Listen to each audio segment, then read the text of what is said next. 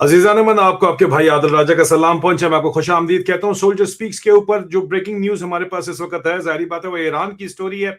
और इस वक्त आप मीडिया के ऊपर अगर नहीं देख रहे तो मैं आपको बताता चलूं कि अमेरिका और ईरान के सफारती ताल्लुकात बिल्कुल काट दिए गए हैं एक तरफ। और ये खबरें ब्रेकिंग न्यूज के ऊपर चली रही हैं। लेकिन जो ऑन ग्राउंड इस वक्त लाइव सिचुएशन है उसके मुताबिक सेकंड सेकंड के अंदर सूरत हाल बदल रही है। उसके फौरन बाद जो हमारे पास इंफॉर्मेशन है उसमें जो खित्ते का किरदार है, जो इस वक्त का बातचीत चल रही है, मैं आपको ब्रीफ सिर्फ और सिर्फ ब्रेकिंग न्यूज बताना चाहता हूं, जिसमें कहा यह जा रहा है कि तकरीबन 2000 के करीब ईरान के अंदर जो मुजाहिरीन हैं उनको अराउंड 2000 अभी तक कंफर्म अल जजीरा की रिपोर्ट के मुताबिक जो है उनको मार दिया गया है, हलाक कर दिया गया है। और कई हजार मतलब कहा जा रहा है कि तादाद एग्जैक्ट नहीं बताई जा रही, लेकिन 10,000 से ऊपर लोग कम अज कम सिर्फ तेहरान के अंदर उनको गिरफ्तार किया गया है। और अल जजीरा ही रिपोर्ट कर रहा है, जो कि प्रो ईरान ही समझा जाता है, कि जनाब एक तरफ तो ईरानी यूनिवर्सिटी के प्रोफेसर कह रहे हैं कि तमाम तर मुजाहरे हम कंट्रोल कर चुके हैं, लेकिन free access to information Iran में फिर भी नहीं है। दूसरी तरफ ईरानी जज कह रहे हैं कि जो मुजाहिरीन हमने पकड़े हैं उनके फौरन फौरन हम फैसले करेंगे। ये भी आपके सामने ही है मामलात इस वक्त। और कहा जा रहा है कि ईरान में मजीद कोई भी प्रोटेस्ट इस वक्त नहीं हो रही।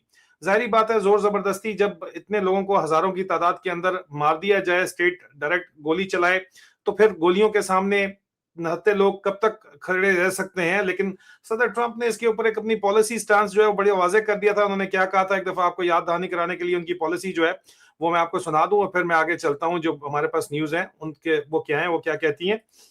Big trouble. It looks to me that the people are taking over certain cities that nobody thought were really possible just a few weeks ago. We're watching the situation very carefully. I've made the statement very strongly that if they start killing people like they have in the past, we will get involved. We'll be hitting them very hard where it hurts. And that doesn't mean boots on the ground, but it means hitting them very, very hard where it hurts. So we don't want that to happen. There have been cases like this where President Obama totally backed down, but this is something pretty incredible that's happening in Iran. It's an amazing thing to watch. They've done a bad job. They've treated their people very badly, and now they're being paid back. So let's see what happens. We're watching it. We're watching it. Breaking news ये है कि थोड़ी देर पहले ही जो European officials हैं उन्होंने ये बताया है कि अमेरिका का मिलिट्री इंटरवेंशन ईरान के अंदर मोस्ट लाइकली है अगले 24 घंटे के अंदर, क्योंकि अभी भी एहतजाज जारी हैं। कोई ऑफिशियल यूएस कंफर्मेशन इसकी नहीं आई, लेकिन पर्सनल एवैक्यूएशन जो है वो बेसिस से शुरू हो चुकी हैं, यूरोप की भी। और न सिर्फ यूरोप की बल्कि इंटरेस्टिंग सिचुएशन ये है कि पाकिस्तान ने ये पर्सनल एवैक्यूएशन आज 14 तारीख है, 11 तारीख को ही शुरू कर दी थी। एम्बेसडर मुदस्सर साहब का जो बयान है पाकिस्तानी एम्बेसडर का वो आपके सामने मौजूद है। लेकिन अब हाल ही में जो है ये इंडिया ने भी अपनी एडवाइजरी आज निकाली है। और इंडिया के जो एडवाइजरी है वो मैं आपको ये बात याद दहानी कराता चलूं कि जिस वक्त इराक के अंदर इनके इंडियन नेशनल्स को जिस वक्त रैंसम के लिए या उनको अगवा करके अगवा बराए तावान के लिए रख लिया गया था, उस वक्त भी इंडियंस ने इराक वॉर के दरमियान भी एवैक्यूएशन नहीं ऑर्डर की थी। लेकिन अब इंडिया ने भी अपनी एवैक्यूएशन जो है तेहरान एम्बेसी की कर दी है। उनको कहा गया है कि यहाँ से निकालो। और ये एडवाइजरी जो है, स्टोरी जो है, ये मोसाद इजराइल की तरफ से जो उनकी इंटेलिजेंस एजेंसी है उन्होंने भी इसके ऊपर स्टोरी करके उन्होंने बताया कि जनाब आप जो है वो हर सूरत में यहाँ से निकल जाएं, क्योंकि अटैक हर सूरत के अंदर होने वाला है। ये कहा जा रहा है इस वक्त और ये बताया जा रहा है।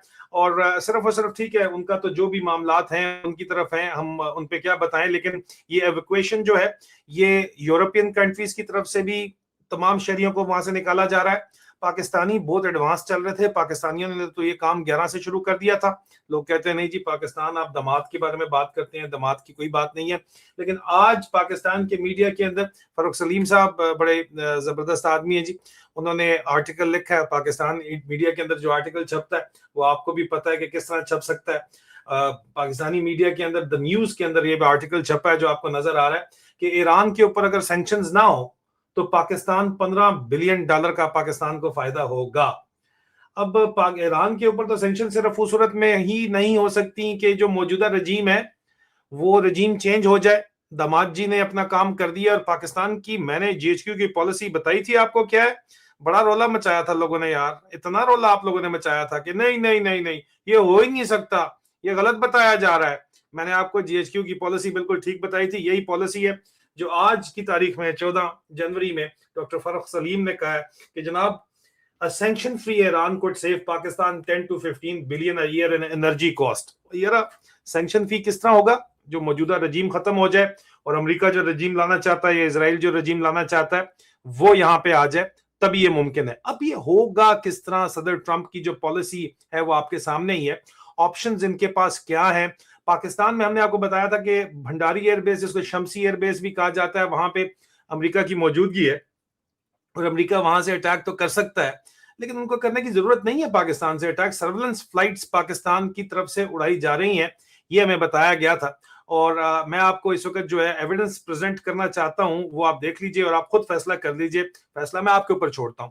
इस वक्त ये आपको वीडियो जो नजर आ रही है, ये शमसी एयरबेस की नजर आ रही है। ये जो हैंगर्स हैं, इन हैंगर्स के अंदर हमारे पास एविडेंस मौजूद है कि अमेरिकन ड्रोन्स यहाँ से ऑपरेट होते हैं और उनकी वीडियोस भी मौजूद हैं। हम आपको माजरत चाहता हूँ, लेटेस्ट 48 घंटे पहले की जो हमारे पास इनकी तस्वीरें भी मौजूद हैं और वो ओपन सोर्स इंटेलिजेंस के ऊपर ये तस्वीरें जो हैं ये देखी जा सकती हैं। लेकिन इन हैंगर्स के अंदर ये अमेरिकन सर्वेलेंस ड्रोन बताए जाते हैं मौजूद हैं, जो कि अब सर्वेलेंस ही के काम कर सकते हैं। अब ये लोग अटैक भी कर सकते हैं वहां पे, लेकिन इनको जरूरत नहीं है तेहरान में अटैक करने की।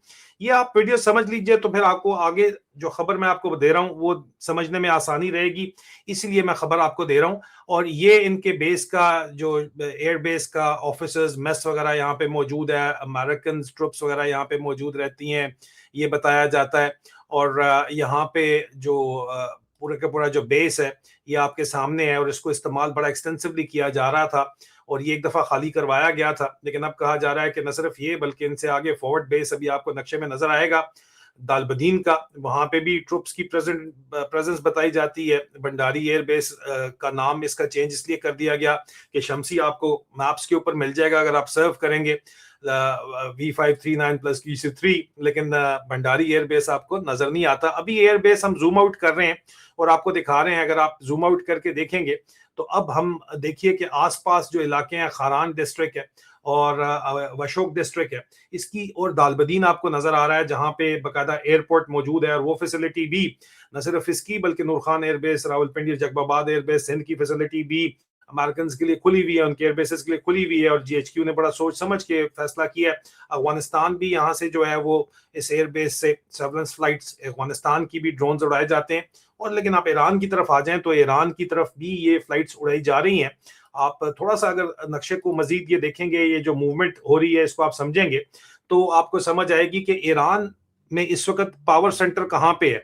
इस बात को भी आपने जहन के रखना है, जहन के अंदर रखना है। वो है तेहरान, ठीक है। अभी आपको इस वक्त जो है वो तेहरान नजर आ रहा है अपनी स्क्रीन के ऊपर, ठीक है जी।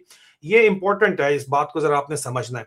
अब तेहरान से करीब अगर तेहरान के ऊपर कोई वेनेजुएला टाइप ऑपरेशन करना है, क्योंकि फुल ग्राउंड फोर्सेस सदर ट्रंप कह चुके हैं कि हम बूट्स ऑन ग्राउंड नहीं भेजेंगे, बॉम्बिंग कैंपेन होगी, या जिस तरह ईरानियन मिलिट्री लीडरशिप को घड़ियां तोहफे में दी गई थी, जिनका इल्जाम फील्ड मार्शल आसम मुनीर के ऊपर आया था कि घड़ियां तोहफे में दे के आए हैं, उन घड़ियों की वजह से ईरानियन लीडरशिप पूरी की पूरी उड़ गई थी, उसके फौरन बाद उनकी लोकेशन मिल गई थी। लेकिन बहरहाल इन ऑल फेयरनेस मोसाद का बड़ा एक्टिव नेटवर्क है तेहरान के अंदर, तो मोसाद अपने नेटवर्क से प्रिसीजन बॉम्बिंग करके ईरानियन लीडरशिप टेक आउट कर लेती है, तो क्या बाकी लोग जो है वो रजीम चेंज हो जाएगी?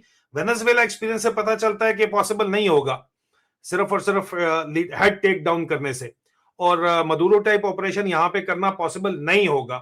मैसिव बॉम्बिंग कैंपेन इनको करनी पड़ेगी। हालात को मजीद जो है वो इनके, अब क्योंकि प्रोटेस्ट उन्होंने कंट्रोल कर लिए हैं तो उनके लिए ऑप्शंस क्या है? पाकिस्तान से ज्यादा अच्छा ऑप्शन इस वक्त अजरबैजान है, अजरबैजान के अंदर इनके बेस है। लेकिन जो एक्सीलेंट इस वक्त सबसे बड़ा मैसिव बेस मौजूद है जिससे किया जा सकता है वो इराक के अंदर बगदाद के अंदर है, और बगदाद से तेहरान की फ्लाइट भी इतनी बड़ी नहीं है, बड़े आराम से जा सकते हैं जैमिंग करके। ये मैसिव अटैक जो है वो लॉन्च किया जा सकता है यहां से, इसलिए ऑप्शंस मौजूद है। सिर्फ सर्वेलेंस फ्लाइट्स पाकिस्तान से उड़ रही हैं, लॉजिस्टिक फ्लाइट्स पाकिस्तान ने पूरा फैसिलिटेशन दी हुई है। लेकिन ये जो खबरें छपाई जा रही हैं न्यूज के अंदर वाज़े तौर के ऊपर आपको बता रही हैं कि पाकिस्तान की फौजी हंता जो है, पाकिस्तान का जीएचक्यू मुकम्मल तौर के ऊपर ऑन बोर्ड है। इस रजीम चेंज में दामाद ने धोखा दे दिया है और मैंने आपको एक दफा फिर जाते जाते बताता चलूं कि इस वक्त जो रिपोर्ट्स मैं आपको बता रहा हूं, चंद सेकंड पहले रिपोर्ट्स जो हैं वो यूरोपियन ऑफिशियल्स क्लियरली मीडिया को रिपोर्ट कर रहे हैं। रॉयटर्स को भी उन्होंने बताया, असल वाले रॉयटर्स को, प्रोपेगेंडा वाले पाकिस्तानी रॉयटर्स को नहीं, उनको ने यूरोप में बताया कि जी 24 घंटे में अटैक इमिनेंट है। क्योंकि अभी जो अल जजीरा की रिपोर्टिंग अगर आप देखें तो आपको समझ आती है कि यार अगर हालात उन्होंने कंट्रोल कर लिए हैं तो अब तो ये अगले 24 घंटे के अंदर अटैक या तो करेंगे या पहले की तरह जो है मामला डाई डाउन हो जाएंगे।